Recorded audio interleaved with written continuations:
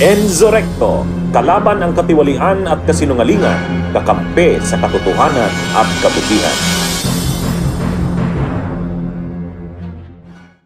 Sabi ko sa inyo, this is a work in progress. We have yet to verify all this. There are 49 offshore accounts. Ang binanggit ko lamang po are those specifically originating from South Korea. Nagtanong po ako tungkol dito, waiting that the Comelec should come up with some answers to allay the fears of people like us. Ang pinag-uusapan po natin dito ay 18 billion pesos na binili natin po yung system from Miru, from South Korea.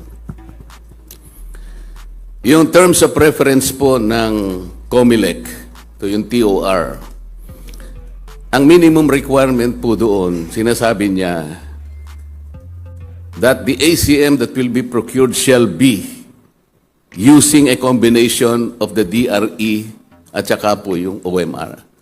Meaning to say, the machines that will be procured are hybrid machines, capable of using a combination of two applications, meaning OMR and DRE. Ang tinatanong ko po ay, meron na po bang napatunayan na ang Miru'y nakagamit po ng isang hybrid machine in any jurisdiction, either here or abroad, where the combination of these applications have been used? Wala pa po eh. On a separate matter, nga po, sa Congo, DRE ang ginamit, merong sablay. Kinamit ang OMR in Iran, sablay din. Paano kaya kung ito'y gagamitin combination with one another? Wala pang nangyaring ganito. So, if there is no proof that the technology coming from Miru, and as well as the machines accompanying this, ay wala silang may papakita na katibayan na itong hybrid machine na ito will function in accordance with the terms of reference, then the Comelec will be openly violating Republic Act 9369. O ito yung automated election law. Ito po yung problema. 18 billion pesos ang cost po nito. At kung wala pong matibay na katibayan, ito'y magagamit natin and we might end also in a manual election more than the figures and behind the huge figures. Wag na po sigurong pag-usapan kung 18 billion. But I think the more important factor here is the credibility and integrity of our elections.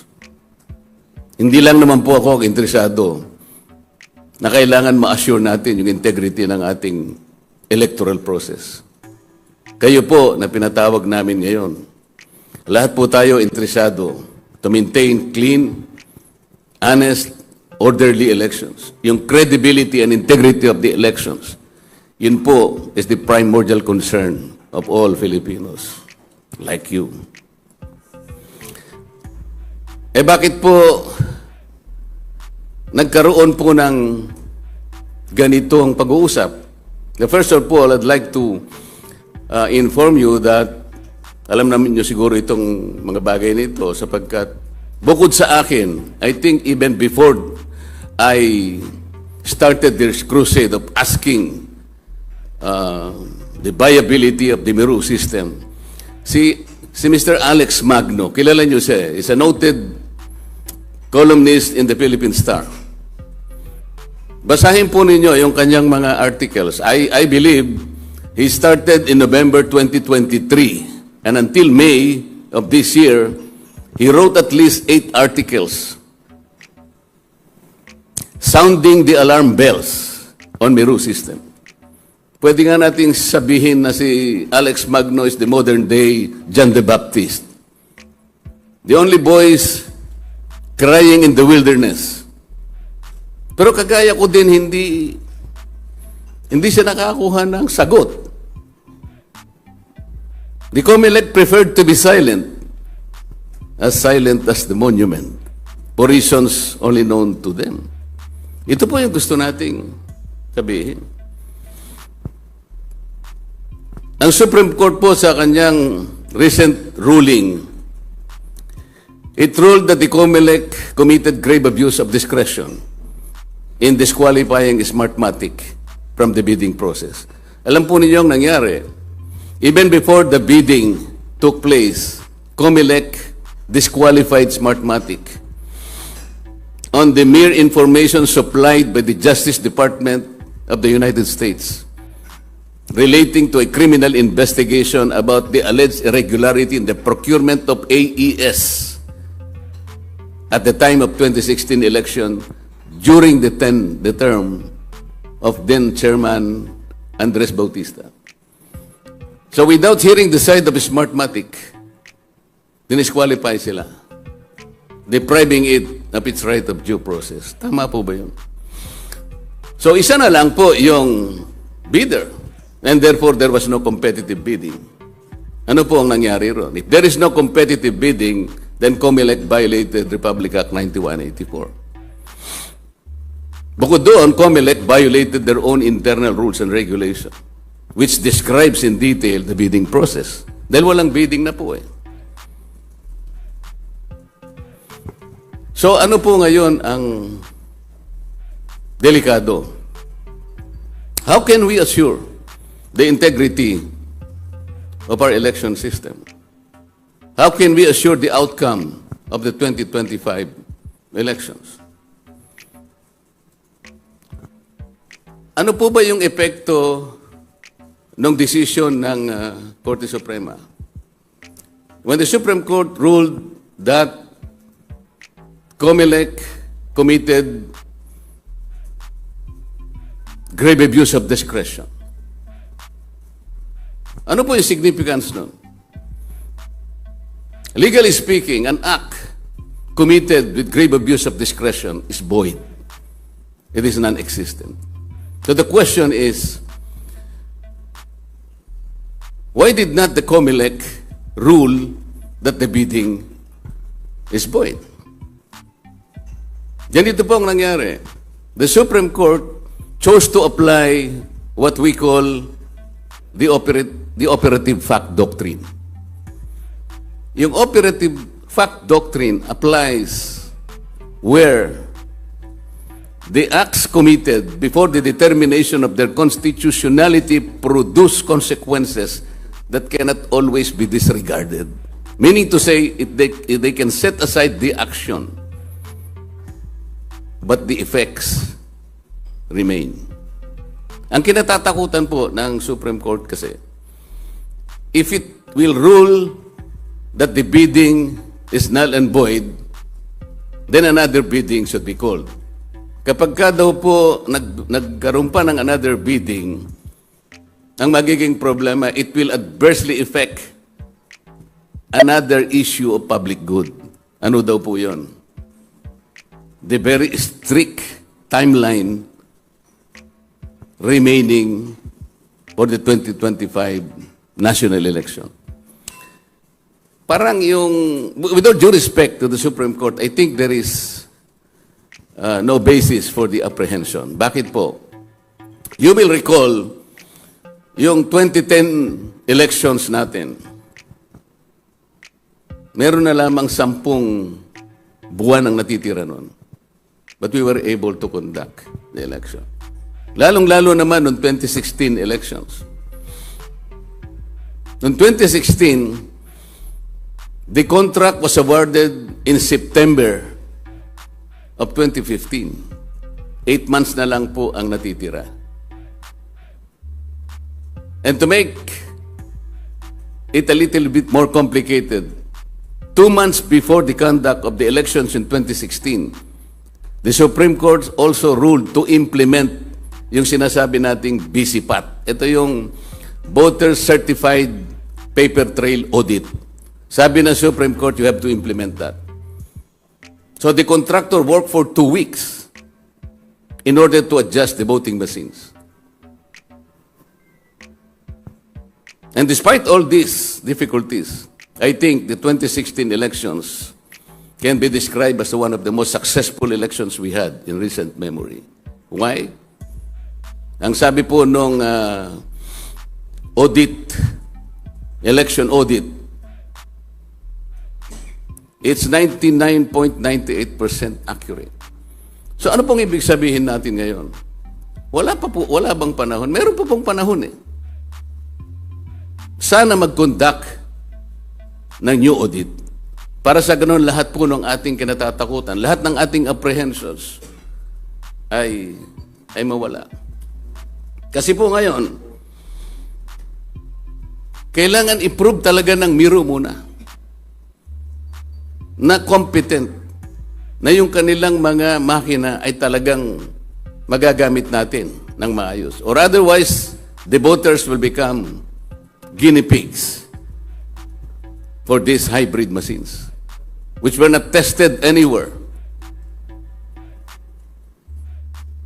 Ngayon po, meron pang nakaka-intriga rito eh. And I would like to use some slides here for your consumption. Some reports coming to the office of this representation. Is this slide available?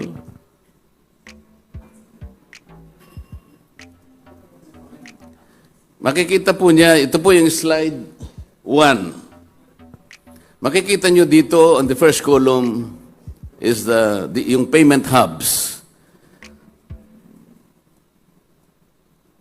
There are 4 countries involved in the payment hubs. Singapore, China, Hong Kong, Caribbean, and North America. Kaya po sinabi nating hub, kasi Singapore, there are 6 banks. The second column. Sa last column, makikita po ninyo yung 6 na bangko.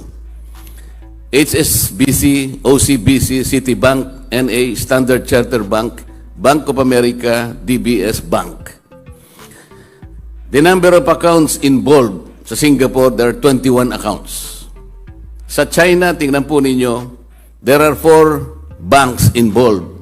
Number of accounts, 7. Ang mga bangko in the last column, HSBC, China Bank NA, Bank of China, Bank of Shanghai. Caribbean, there are 6 banks. Number of accounts, 18. Ayun po, nandiyan ang mga pangalan ng bangko. UBS, Bahamas Limited, RCBC, Royal Bank, Cayman Island National Bank, CIBC, First Caribbean Bank, Butterfield Bank, Scotia Bank, Cayman Island. North America, there are 2 banks with 3 accounts, Bank of America and Chase Banks. There are total 18 banks and 49 number of accounts. Why do you need 49 offshore bank accounts? If the money involved here is not so huge, well, first of all, why do you need 49 banks? Offshore accounts. Are you supposed to move sizable amounts of money globally? Kaya kailangan mo ito. The most intriguing part here, ladies and gentlemen, is that these accounts are traceable to one Comelec official. This is a work in progress. You must be patient with me, and you have to bear with me, because we're still verifying most of these accounts. But I will tell you that, if you go to the second slide, please. The second slide, the total offshore bank account worth 15.2 million or almost 1 billion pesos. Ito po yung totality ng 49 accounts, offshore accounts. And take note, at least 2.1 million or more than 120 million are deposits made from Korean bank accounts between 22 June 2023 to 22 March 2024. What is the significance of this covering period? 22 June 2023 to 22 March 2024. I will show you 5 accounts originating mainly from Korea. You should note that Miru system is from South Korea. Next slide, please. The third one. These are money transfers vis-a-vis certain milestones. Tingnan po ninyo yung date. June 22, 2023, ang depositor po ay 1 Stephen Schultz / Kyong Baek. The originating bank is Standard Chartered Bank, Jongro Main Branch, Korea. Yung recipient offshore account po is account number 5530198142761, Standard Chartered Bank, Singapore. The amount is $148,000. Ano po yung milestone? Meaning to say, ano yung katapat nito? On June 2023, Comelec declared the previously procured and government-owned BCMs as unserviceable. Alam na po ninyo yung previously procured and government-owned BCMs. Kung kanino galing yun. On June 15, 2023, private petitioners filed a petition to disqualify a former BCM provider from the bidding process for the 2025 automated elections. Alam po natin na na-disqualify na siya. Next slide. Yung date po, titingnan nyo, is August 15, 2023. Yung depositor is a certain Hyun Do-yun, originating bank, Woori Bank, Seoul, South Korea. Recipient offshore account number 7300083602150. Bank of Shanghai, China. Titingnan po ninyo na ang iniikutan nitong mga accounts na to ay 5 accounts ito, as you will see in the next slides. The amount, $157,350. Ang katapat na milestone, on July 21, 2023, Comelec approved the terms of preference for the 2025 national elections. Pero the TOR was approved without convening the Comelec Advisory Council. This is in violation of the Omnibus Election Code. August 23, 2023, Depositor Dai Xionghan, originating bank KB Kookmin Bank, Syorindong, Seoul, Korea. Account number 3310457011274. Ito po magre-replicate sa in the next slides. HSBC Bank, Hong Kong. The amount $285,900. On August 10, this is the milestone, 2023, Comelec and Bank issued an order directing its law department to comment on the petition for disqualification of Smartmatic. Please note that the Comelec's own law department submitted its compliance arguing that there is no legal basis on prohibiting Smartmatic from participating in the bidding. Pero this is water under the bridge. Na-disqualify na Smartmatic. Next slide. Continuing transfers. Date, September 13, 2023. Depositor, Juan Lee. Sinhan Bank, Yowie, Dairo, Seoul, Korea. Account number, ito, lumas na po sa nakaraang slide. 33105701274. HSBC Bank, Hong Kong. Amount, $157,488. Milestone, September 2023. According to news reports, Comelec begins market survey on potential bidders for 2025 national and local elections. Comelec has also claimed that as much as 10 companies have showed interest to bid for the contract to supply the automated election system and new BCMs. Pero hindi nangyari po yun, sapagkat sabi ko nga, isa na lang ang natira after disqualifying Smartmatic. 13 September 2023, Depositor Hee-Jin Kang, KEB Hana Bank, Itaewon, Seoul, Korea. Account number 11385007142005. OCBC, Singapore, is the recipient offshore account. Amount $188,540. Yun po yung dalawang milestone in the month of September. Next slide. October 18, 2023, ito na naman po si Stephen Schultz / Kyong Baek, Standard Chartered Bank, Jong Romaine Brands, Korea. Account number, naulit na naman, 5530198142761, Standard Chartered Bank, Singapore. Amount $295,280. Ito po yung milestone. Comelec made a pronouncement that the bidder cannot be disqualified on mere speculation, but they did, which is consistent with government procurement rules. But after the deposit on October 18, Comelec should later flip on this stance when it eventually issues on November 29, 2020, a resolution disqualifying its previous service contractor based on mere allegations in the U.S. in connection with former Comelec Chair Andy Bautista. I told you that.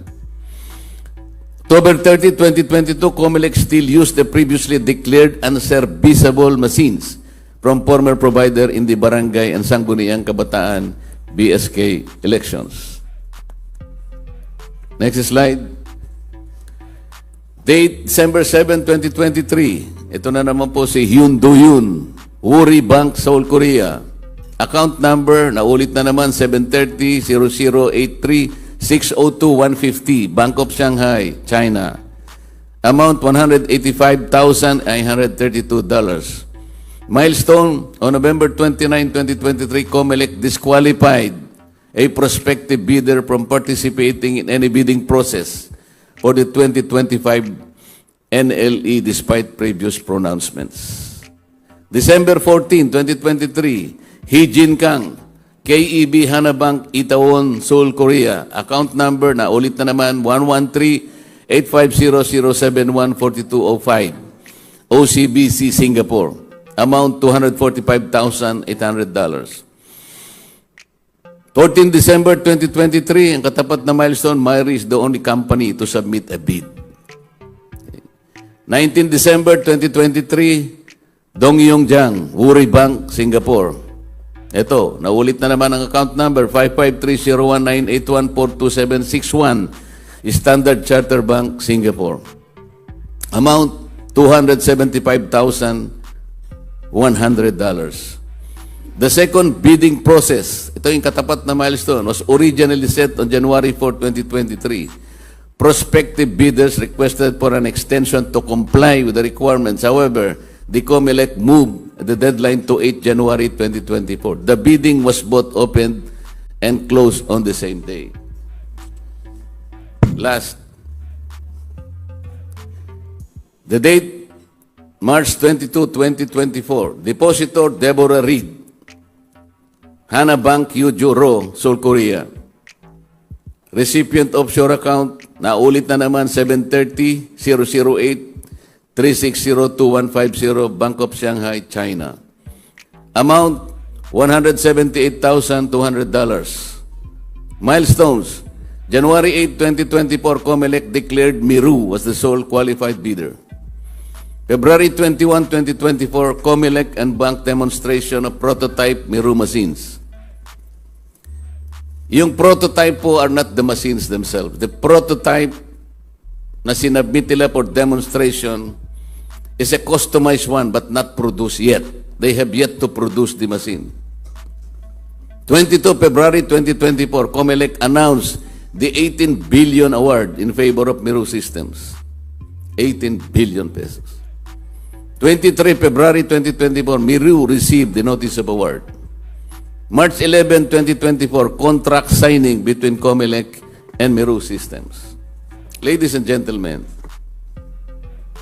these are intriguing information. They are alarming, to say the least. Sabi ko sa inyo, this is a work in progress. We have yet to verify all this. There are 49 offshore accounts. Ang binanggit ko lamang po are those specifically originating from South Korea for obvious purposes. Aren't we supposed to question the Comelec? It's not the Comelec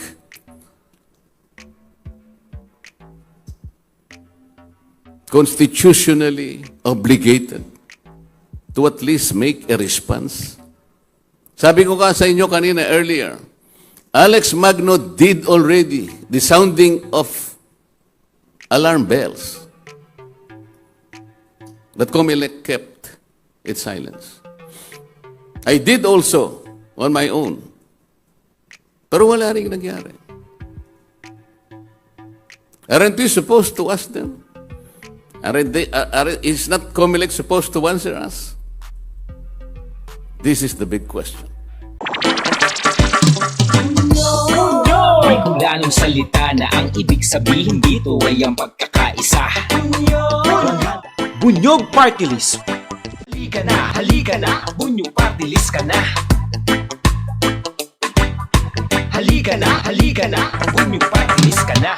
Sa susunod, ang atinang suportahan, Bunyog Party List, nagtataguyod ng katotohanan, lumalaban para sa bayan.